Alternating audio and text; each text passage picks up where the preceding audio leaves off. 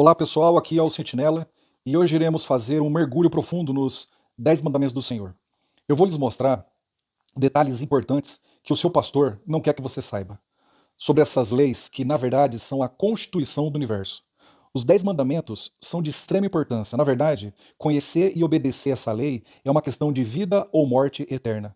Por isso, não brinque com essa informação. Aprenda e coloque em prática em sua vida imediatamente. Abra comigo agora a sua Bíblia em Êxodo 20. Pegue um papel e uma caneta para fazer as suas anotações, tá bom? Êxodo 20, versículo 1. Então falou Deus todas essas palavras, dizendo: Eu sou o Senhor teu Deus, que te tirei da terra do Egito, da casa da servidão. Não terás outros deuses diante de mim.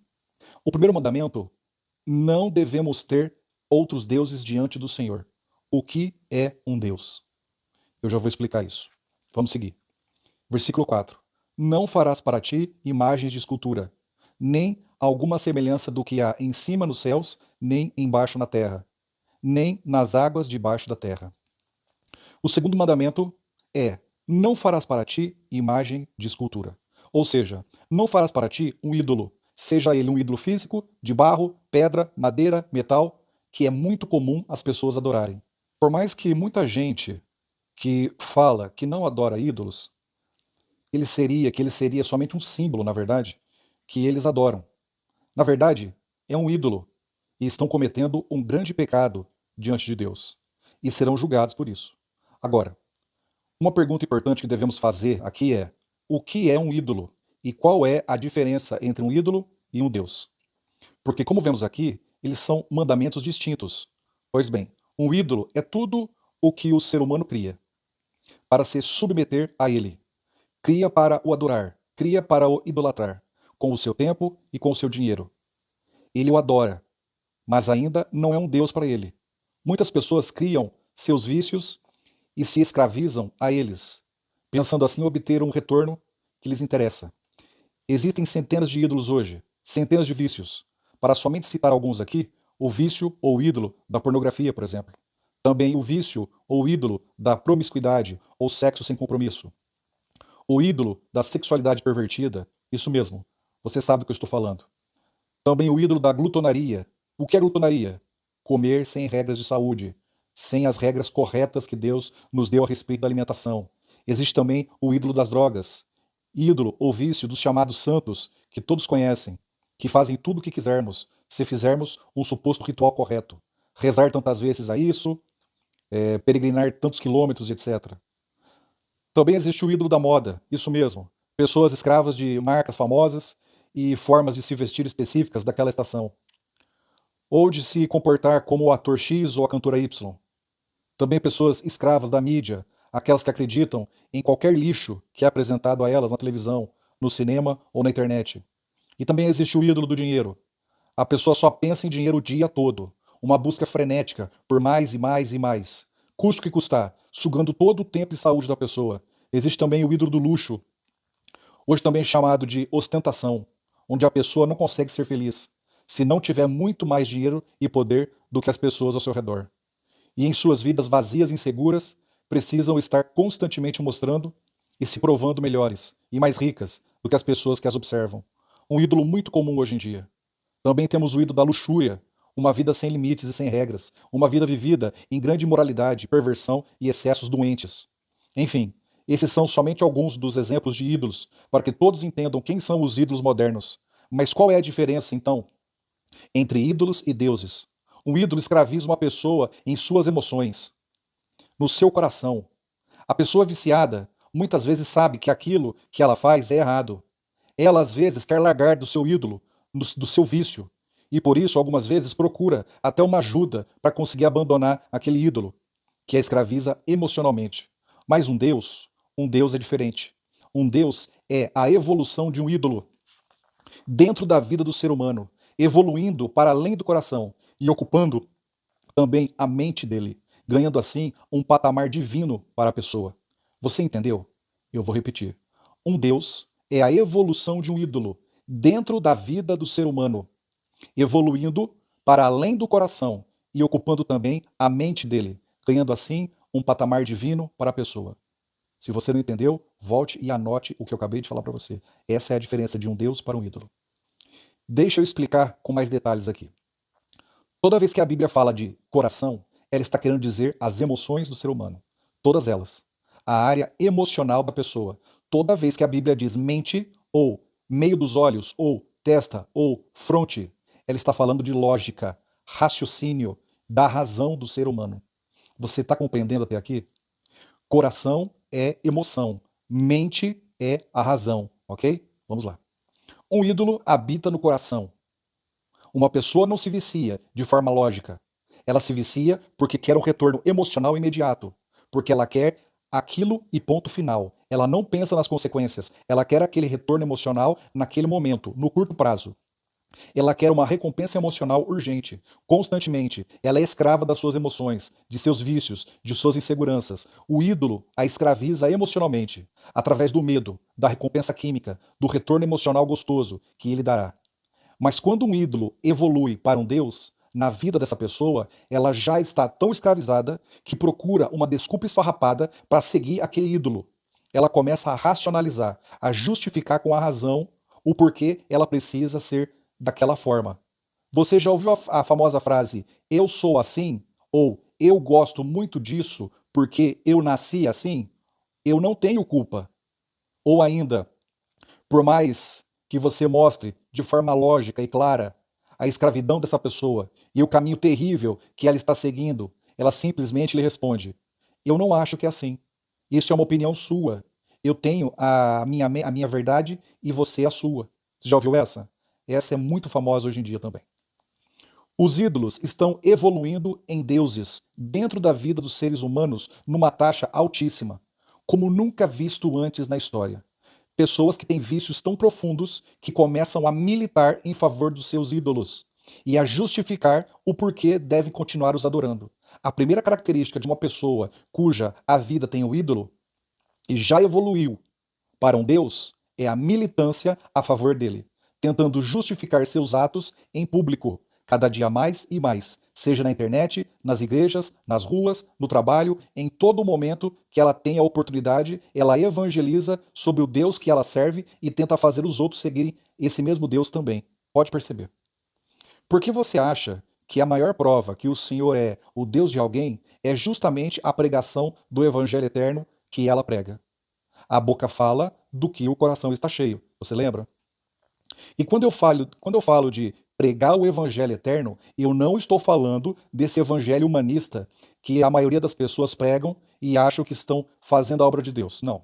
Eu estou falando da verdade presente, do evangelho eterno de verdade, daquele que a maioria das pessoas odeiam ouvir, principalmente os que se acham cristãos. Principalmente o evangelho da vitória sobre o pecado. Eles odeiam isso. Não suportam ouvir nem de longe essa verdade. Você sabia que a militância para um vício ou um ídolo é o último estágio de uma possessão demoníaca? Você sabia disso?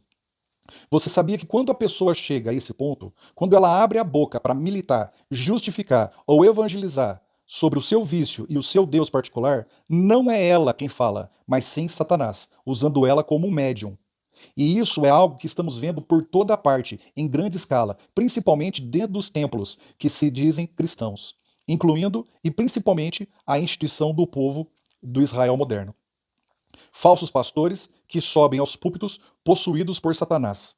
Abrem suas bocas para justificar seus pecados, para falarem que todos pecam e não tem problema nenhum, e que Jesus é amor, e por isso podem continuar pecando até o fim de suas vidas, porque Jesus vai lhes perdoar. Você já ouviu essa? Toda vez que você ouvir isso, entenda, não é uma pessoa que está falando, é Satanás, usando aquela pessoa como médium, no último estágio de possessão.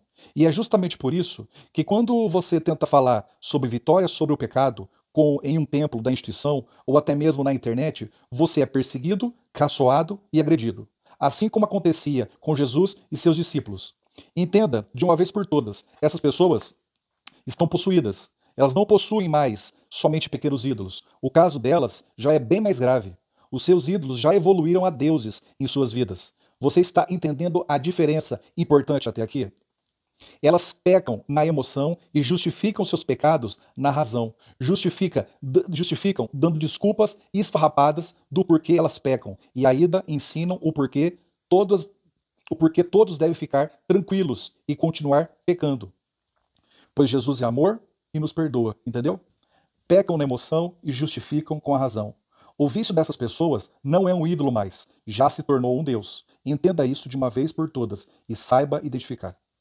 Temos hoje, dentro da instituição, uma incrível quantidade de pessoas assim, comendo animais mortos, seus ídolos mais preciosos, e tentando justificar com alguma desculpa ridícula fantasiada de cristã, para continuar a fazer.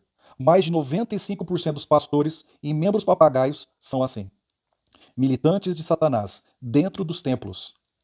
Tenho certeza que você também viu o que aconteceu na época da picadinha em massa. Isso mesmo, a picadinha. E como a militância da picadinha perseguiu os que eram a favor da liberdade de consciência bíblica. Os fiéis da reforma de saúde, que não tomaram a picadinha, viram a perseguição e a militância diabólica que esses médiuns do inimigo fizeram dentro dos templos em todo o mundo. O ídolo da ciência politizada deles levou milhares de pessoas para o buraco. Milhares. Você quer fazer um teste prático e fácil para entender do que eu estou falando aqui? Tente ir hoje numa igreja, num templo, e pregar, no templo da instituição, e pregar sobre um tema da verdade presente. Por exemplo, a vitória sobre o pecado. E veja só o que acontece. Lembrando que esse tema é o básico do cristianismo, que é justamente se converter e parar de pecar. Simples assim. Vá e não peques mais. Lembra disso?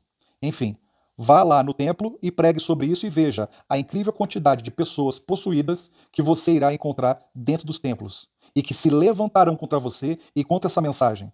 Meu amigo, a quantidade de possuídos é enorme. As pessoas chegam a gritar dos seus assentos, se levantar dos seus lugares e ir até você como se fosse um animal selvagem e até mesmo tirar o microfone das suas mãos e, em alguns casos, até lhe agredir. Aquilo, meu amigo, entenda de uma vez por todas, são pessoas no último estágio de possessão. Eles são os militantes de Satanás, os evangelistas do inferno que estão dentro dos templos para travar a obra do Senhor. É muito simples de entender e de visualizar. E isso não acontece somente com os membros papagaios, não. Mas se estiver algum pastor ali, meu amigo, aí você verá o que é um demônio usando uma pessoa. É assombroso de se ver. Você irá se lembrar na hora daquele encontro que Jesus teve com aquele homem possuído que vivia no cemitério da sua época. A fisionomia dessas pessoas mudam de forma impressionante. Você percebe nitidamente a possessão. Elas ficam vermelhas de raiva, salivam, rangem os dentes. O ódio é mortal. É muito visível no rosto deles. É assombroso de se ver. Se você quer ver quem são as pessoas que estão sendo usadas pelo diabo para travar a obra do Senhor dentro dos templos, então faça isso e você os verá claramente. A militância satânica dentro dos templos é muito comum hoje em dia. E são os escravos de deuses dos mais variados. O deus da glutonaria, ou seja, coma o que quiser e nada vai lhe acontecer, pois isso não é um quesito de salvação. Você já ouviu essa justificativa? Ela é bem comum. Não é quesito de salvação, então você pode comer à vontade. Enfim, também o deus da moda mundana, da cultura mundana, os escravos da vaidade, militantes dentro dos templos. E a justificativa é: Deus vê o coração. Ou ainda, Deus não se importa com a forma que eu me visto. É uma questão de cultura de cada lugar. Você já ouviu essa? Pois bem, e os militantes da música do mundo? Misericórdia. Escravos do compositor do inferno, militam por uma música supostamente mais alegre dentro dos templos. A justificativa é que supostamente precisamos nos aproximar mais das pessoas do mundo para trazê-las para Jesus. Essa é a justificativa do momento, a mais usada. Precisamos nos parecer mais com o mundo para trazer as pessoas do mundo para dentro dos templos. Amigo, se você já ouviu essa frase, você então já ouviu a voz de Satanás. Ele fala constantemente nos supostos cultos, constantemente, e encontros da instituição. E as pessoas nem sequer percebem a presença óbvia dele lá no meio deles.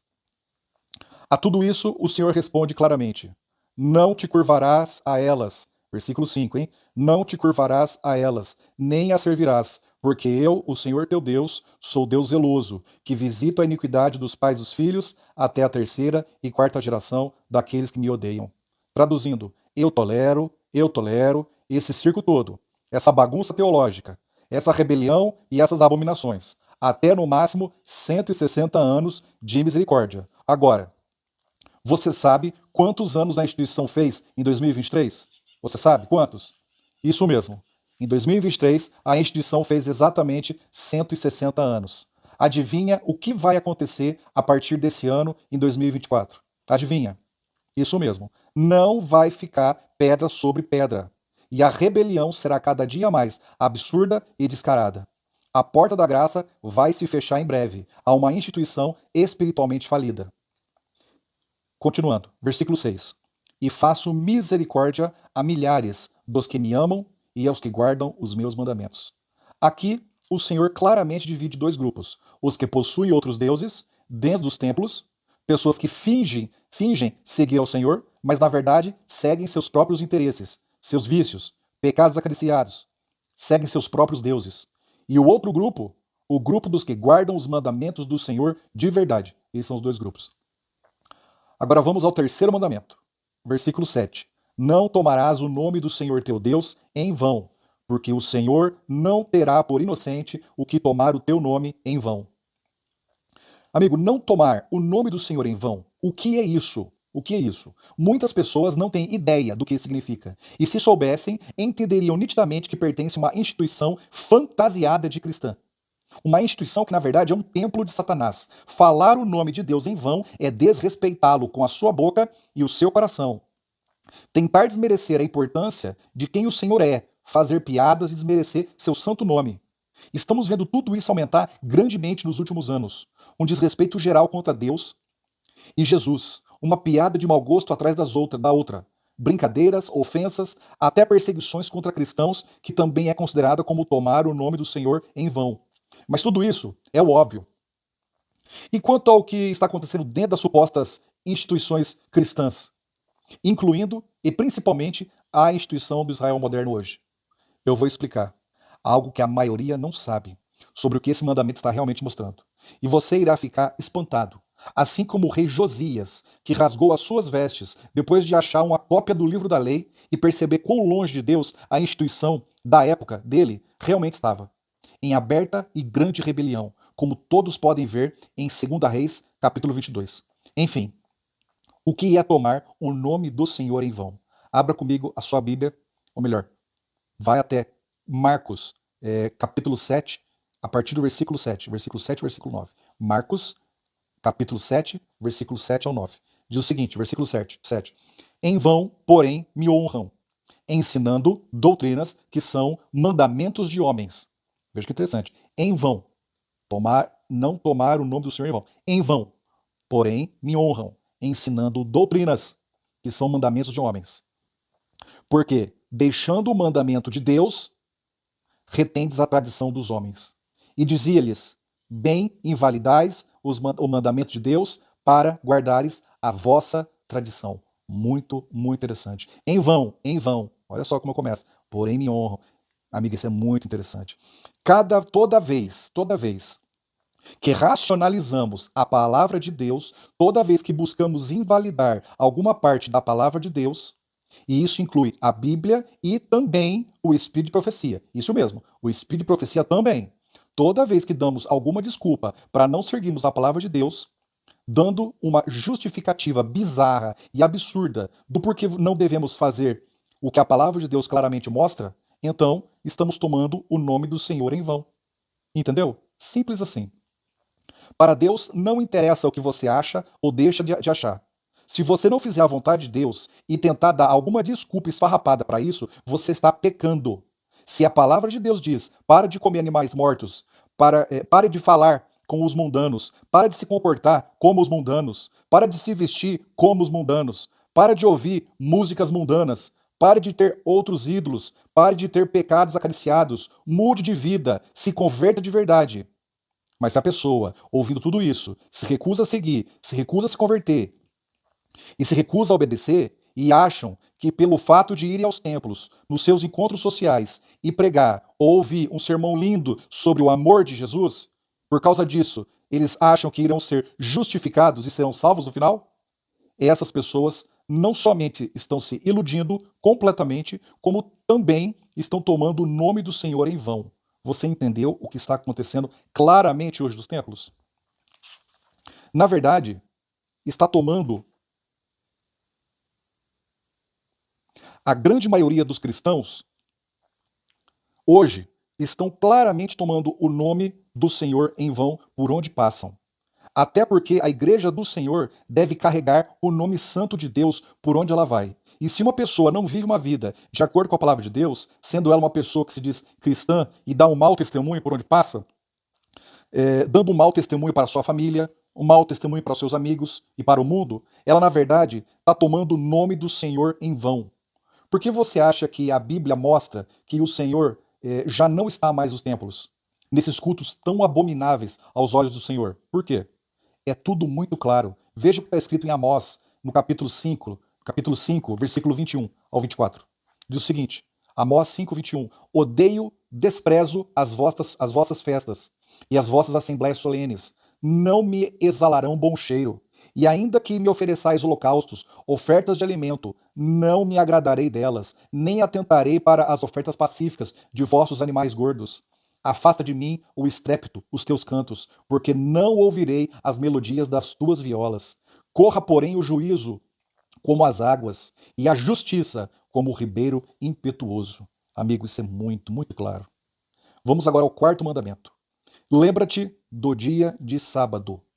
Lembra-te do dia de sábado, para o santificar. 6 dias trabalharás e farás toda a tua obra, mas o sétimo dia é o sábado do Senhor teu Deus. Não farás nenhuma obra, nem tu, nem teu filho, nem tua filha, nem teu servo, nem tua serva, nem teu animal, nem teu estrangeiro, que está dentro das tuas portas.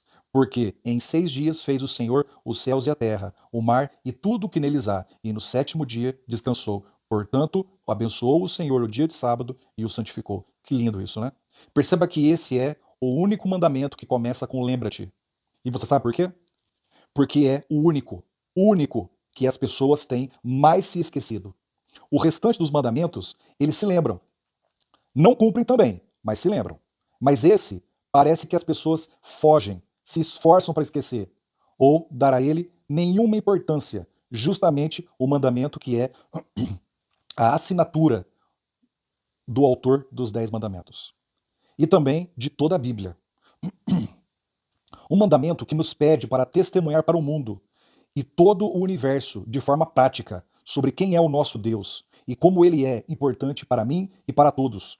Testemunhar que ele é o centro da minha vida e da existência do universo, o Deus soberano de minha mente e coração. Ele me pede, não trabalhe nesse dia, você e tudo o que você tem ele dera, pois esse será um testemunho e um sinal para o mundo que você pertence ao Senhor e nada está acima dele para você. Nem a tua casa, nem a sua família, muito menos o seu emprego ou o dinheiro. Seja você fiel ao Senhor também e guarde o santo sábado do Criador. Do pôr do sol da sexta-feira ao pôr do sol do sábado, que é exatamente um dia bíblico, exatamente um dia de acordo com a palavra de Deus. Seja fiel. A Bíblia mostra claramente que o sábado é um sinal de Deus, e com ele o Senhor diferencia o seu povo dos mundanos. A palavra de Deus também mostra que em breve seremos peneirados e separados, o joio e o trigo. De um lado, aqueles que guardam os mandamentos do Senhor, incluindo o seu santo sábado, e do outro, aqueles que seguirão a besta e os seus mandamentos, incluindo uma lei que obriga a guardar o domingo, um dia que o Senhor nunca separou e abençoou. E essa é exatamente a marca da besta, que muitos estão achando erroneamente que será um chip, ou um código de barras, ou uma tatuagem. Amigo, por favor, estude a palavra de Deus e se liberte dessas desinformações. O fim está próximo. Agora, vamos para o quinto mandamento. Honra a teu pai e a tua mãe, para que se prolongue os teus dias na terra que o Senhor teu Deus te dá. Que lindo é esse mandamento. Honra teu pai e a tua mãe. Um mandamento muito importante também. Mas nesses últimos meses, eu estou vendo dezenas de coaches famosos querendo falar bonito. E também os pastorzinhos vlogueiros, sedentos por aplausos e curtidas, falando desse mandamento completamente desequilibrado e fora do seu contexto. E por isso precisamos aqui esclarecer algo que deveria ser óbvio para todos. Mas como Satanás tem atacado a lei de Deus, com grande violência e manipulação, nesses últimos anos precisamos colocar esse tema de volta no seu devido lugar. Meu amigo, honrar pai e mãe é algo muito óbvio e claro, mas como tudo na palavra de Deus, possui também um contexto e uma condição que está sendo esquecido propositalmente, principalmente por pais e mães negligentes, que não educaram seus filhos com o seu exemplo. Isso mesmo, exemplo. E também sem a sabedoria que vem do alto. E por causa disso, seus filhos não os honram ou respeitam. Entenda algo importante. Eu sou pai. Eu sei que não é fácil educar um filho, ainda mais nos caminhos do Senhor. A Bíblia é muito clara em contar histórias de filhos rebeldes aonde seus pais eram fiéis servos de Deus e fizeram o melhor para lhes educar. Lhes deram o carinho, o amor e a educação que seus filhos precisavam. E é exatamente desses que esse mandamento está falando. Honre a teu pai e a tua mãe, para que se prolongue os teus dias na terra que o Senhor teu Deus te dá.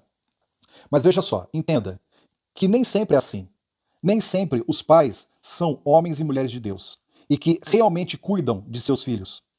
Existe hoje em dia uma grande quantidade de pais e mães tão diabólicos, tão narcisistas, tão distantes do que é a essência de ser minimamente pai e mãe de alguém, que um filho honrar pais assim seria uma afronta direta a Deus. Eu tenho visto vídeos e relatos de pais que fazem atrocidades com seus filhos, que tem me deixado sem sono algumas noites, de tão assustador que são essas cenas. Pais que levam seus filhos a se prostituir, crianças, isso mesmo, crianças, prostituído por 5, 10 reais. Pais que obrigam os filhos a trabalharem em serviços pesados, enquanto eles mesmos assistem TV o dia todo. Crianças sendo brutalmente espancadas por besteiras, por puro ódio. Pais que disputam com seus filhos a atenção do mundo e até mesmo roubam seus namorados e namoradas. Imagine honrar alguém assim. Imagine um pai e uma mãe que usam drogas, por exemplo, e dão a seu filho desde pequeno aquela droga. Aí ele fica mais velho, conhece a Deus, muda de vida, começa a discordar do estilo de vida dos seus pais e tenta ajudar, mas sem sucesso. Precisa então se distanciar para evitar as constantes brigas de família. E seus pais agora, de repente, começam, de forma forçosa e manipuladora, usar esse mandamento fora de seu claro contexto para, de alguma forma, tentar acusar ou chantagear emocionalmente seu filho a voltar a viver num ambiente tóxico que era estar próximo da sua família. Para que assim eles possam continuar discutindo e sugando a vida e a felicidade do seu filho, para assim se sentirem algum tipo de prazer doente com isso. Algumas pessoas só conseguem se sentir felizes ou satisfeitos quando estão fazendo a vida de alguém um inferno. Você conhece gente assim? Eu já vivi isso. Sei muito bem o que é. Pessoas que usam esse mandamento e outros textos bíblicos fora de contexto somente quando lhes convém, usando a Bíblia como uma ferramenta vitimista de existência, uma arma de chantagem e medo para tentar de alguma forma se isentar de sua culpa clara e sem arrependimento. E Jesus sabia que esse texto seria usado por péssimos pais, pais narcisistas e manipuladores, que só pensam neles mesmos, que fogem de suas responsabilidades e seus problemas. No final, projetam suas culpas em seus filhos, pais vitimistas, impenitentes e obstinados, de coração duro e rebeldes. Por isso Jesus não deixou esse mandamento solto na Bíblia, mas ele tem sim uma condição. Veja em Efésios capítulo 6 essa condição. Isso é tão preciso e sério que esse mandamento é repetido para não ter nenhuma desculpa de ambos os lados, como é exatamente o que está acontecendo hoje. Efésios 6, versículo 1 a 4. Diz o seguinte: Vós, filhos, sede obedientes a vossos pais no Senhor, porque isto é justo. Muito bom. Agora veja só. Honra a teu pai e a tua mãe, que é o primeiro mandamento com promessa. Muito lindo. Mas veja só. Para que te vá bem e vivas muito tempo sobre a terra. E vós, pais, não provoqueis a ira dos vossos filhos, mas criai-os na doutrina e admoestação de quem? Do Senhor. Olha que interessante. Perceba que devemos honrar sim aos nossos pais, mas com uma condição. Isso mesmo, uma condição. Qual é ela? Quando os nossos pais honram a Deus e vivem uma vida de comunhão com Deus. Se os pais querem ter a honra de seus filhos, devem criá-los na doutrina e na admoestação do Senhor. Simples assim. Agora, um pai e uma mãe displicente, arrogante, narcisista, maldoso, falso, de coração duro, rebelde, vendido ao inferno, que usam esse mandamento para se sentirem menos miseráveis e incompetentes diante da sociedade, não são somente desonestos com eles mesmos, mas também se tornam uma abominação diante de Deus, pecando diante do Senhor. Estão tomando o nome do Senhor em vão também. Lembra? Assim, existem bons pais que tiveram péssimos filhos, mas nunca se esqueça também que existe péssimos pais que tiveram ótimos filhos. E isso não acontece poucas vezes, não. Está cada dia acontecendo mais e mais. Por isso, meu amigo, para uma pessoa usar esse texto contra o seu filho para, de alguma forma, lhe chantagear emocionalmente ou até espiritualmente, ela precisa ter, no mínimo, um pouco de comunhão com Deus. Porque senão ele está simplesmente se denunciando publicamente de sua incompetência emocional, espiritual e familiar. Ao invés disso, pare de ser arrogante, pare de ser narcisista, desequilibrado, vitimista. Sente com seu filho, peça perdão a ele, ouça ele, abrace, ore, seja o exemplo de cristão que ele precisa ver. Assim, ele lhe honrará com o mandamento, como o mandamento mostra. É muito simples, muito, muito simples, ok? Sexto mandamento: não matarás. Esse aqui é óbvio, mas para alguns, nem tanto. Se você desejar a morte de alguém, biblicamente, você já a matou. Mas entenda que pensar e realizar são pecados diferentes, e com gravidades e consequências muito diferentes também. Por isso, quando você pensar o mal do seu próximo, peça ao Senhor para que ele possa lhe auxiliar, lhe acalmar o coração, tirar aquele pensamento ruim da mente. Peça que Deus lhe dê capacidade de perdoar e perdoe de verdade o seu próximo. Pense no ponto de vista do seu próximo. Eu sei que não é fácil. Ore, jejue, peça poder que vem do alto e você vai conseguir. Perdoe os que te perseguem, os que te fazem mal a você. Entenda que você não precisa conviver com aquela pessoa. Na verdade, é até saudável se distanciar para não ter mais problemas. Mas perdoar é essencial e importante. Sétimo mandamento: não adulterarás. Esse mandamento parece óbvio também, mas infelizmente, nos dias de hoje, não é. Esse mandamento não está falando somente de adultério entre um homem e uma mulher. Ele, na verdade, está falando de toda a imoralidade sexual que existe. Sexo sem regras, todo tipo de imoralidade e deturpação sexual está dentro do contexto de não adulterarás. Hoje, vemos todo tipo de perversidade sexual. Eu nem vou entrar nesse detalhe, pois esse mandamento já foi tão pisado pelo governo e pela mídia do diabo que as pessoas com perversões sexuais hoje possuem superpoderes. Mas eu sei que você entende exatamente do que eu estou falando. Existem pessoas que adulteram constantemente e têm a cara de pau de falar da perversão sexual do seu próximo, seja ela qual for. Meu amigo, aos olhos de Deus, a quebra desse mandamento tem o mesmo peso para todos. Pare de cobrar algo do seu próximo que você não faz. Você sabe por que os sodomitas estão entrando nos templos e ninguém fala mais nada? Você sabe disso? Você sabe o porquê disso? Não é só pelo fato deles terem superpoderes governamentais que eles conseguiram, mas porque a maioria esmagadora dos pastores da instituição são promíscuos da mesma forma. A quantidade de pastores e membros viciados em pornografia, em adultério, em pedofilia, isso mesmo, que existe hoje na instituição, é tão alto que eles perderam a capacidade de ver os sodomitas como algo abominável aos olhos de Deus.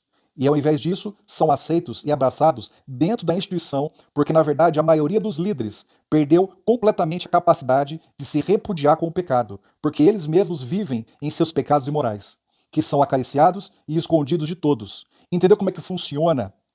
E por que a instituição está madura para a destruição? Destruição? Você está entendendo por quê? Oitavo mandamento: não furtarás. Óbvio também, mas para a maioria não. Se você não devolve seu dízimo ao Senhor, você está roubando. Se você devolve o seu dízimo em um local que você sabe que não honra a Deus e faz mau uso desse valor, você também está roubando o dinheiro de Deus, ok? Nono mandamento: não dirás falso testemunho contra o teu próximo. As pessoas confundem bastante esse mandamento. Então vamos esclarecer aqui. Esse mandamento poderia ser resumido em uma palavra: fofoca. O que é fofoca? Falar mentiras sobre alguém com o objetivo de destruir e prejudicar a imagem de alguém. Você entendeu? Agora, falar a verdade sobre alguém, por mais que sejam detalhes ruins dessa pessoa, com o objetivo de proteger um grupo ou alguém daquela pessoa, isso não é fofoca. Nunca foi e nunca será. Por isso, não misture fofoca com falar a verdade. Siga a palavra de Deus, ouça a todos e comprove tudo antes de tomar a sua decisão. O que estamos vendo hoje é a quebra também desse mandamento por parte dos pastores da instituição, que fofocam como pessoas que não têm o que fazer da vida, pessoas maléficas, que falam mal de todos os que pregam a verdade presente, incentivam os membros papagaios a perseguirem todos os que lhes convém, destroem as suas imagens diante dos membros, os perseguem, impedem a verdade de ser pregada nos púlpitos, porque vivem em grande ociosidade, e para passar o tempo, fofocam o dia todo em seus grupinhos de WhatsApp secreto, falando mal de pessoas de bem, homens e mulheres de Deus, transformando-se assim em demônios até nesse quesito. Amam perseguir e condenar os que não os adoram e não os seguem em suas maluquices. Ou não adoram a sua instituição idolatrada. Entendeu como é que funciona? 10º mandamento, versículo 17. Não cobiçarás a casa do teu próximo. Não cobiçarás a mulher do teu próximo, nem o seu servo, nem a sua serva, nem o seu boi, nem o seu jumento, nem coisa alguma do teu próximo. Meu amigo, a inveja sem o controle de Deus traz ruína e muita dor. O ser humano é inseguro por natureza. Ele faz de tudo para ser melhor que o seu próximo, constantemente e em todos os sentidos possíveis. Quando desejamos algo que o nosso próximo possui, esse desejo resulta em sentimentos ruins. Muitos sentem um sentimento de injustiça. As pessoas pensam: por que ele tem e eu não tenho? Você sabia que foi exatamente por causa da quebra desse mandamento que o comunismo foi criado e se desenvolveu tão bem, como um câncer na sociedade? Os líderes dessa seita comunista, que aproveitaram o desequilíbrio financeiro da sociedade e começaram a plantar essas ideias de inveja e injustiça na sociedade, e isso gerou o câncer do comunismo, que se espalhou como fogo na palha. Pessoas incompetentes e vitimistas demais para trabalharem desejam o que o trabalhador possui. Mas como não querem pagar o preço, como não querem trabalhar para conquistar, preferem então que o Estado interfira na sociedade privada para assim igualar a economia de todos e que eles não saibam. O que eles não sabiam e perceberam tarde demais é que essa igualdade é, na verdade, uma igualdade na pobreza, todos sendo igualmente pobres. A inveja, meu amigo, destrói tudo. Pare de ter inveja das pessoas. Um grande exercício contra a inveja é ficar feliz com a conquista de outras pessoas, por mais que na sua mente elas não mereçam. Fique feliz por elas, parabenize elas, se exercite nesse sentimento e veja como o sentimento de injustiça e inveja se dissolvem. E você se torna uma pessoa mais feliz, mais grata por tudo que você tem, porque, acredite, assim como você não dá valor ao que você tem e sempre quer o que o seu próximo possui, sempre terá alguém que deseja o que você tem e você não dá valor. Seja grato a Deus por tudo o que Ele te deu. Aprecie verdadeiramente o que você tem. Tem muita gente que gostaria de ter o que você tem. E você não está dando o devido valor de suas conquistas. E se você não tem, saiba que Deus conhece todas as coisas. Fique feliz por suas conquistas e pelas conquistas das pessoas ao seu redor. Cada um tem o seu talento, faça o melhor com aquilo que o Senhor lhe deu, com o talento que Ele lhe concedeu. Esses foram os 10 mandamentos, explicados de uma forma especial e aprofundada. Se você conhece alguém que precisa ouvir esse áudio, compartilhe com ela. Ajude quem precisa. Até a próxima.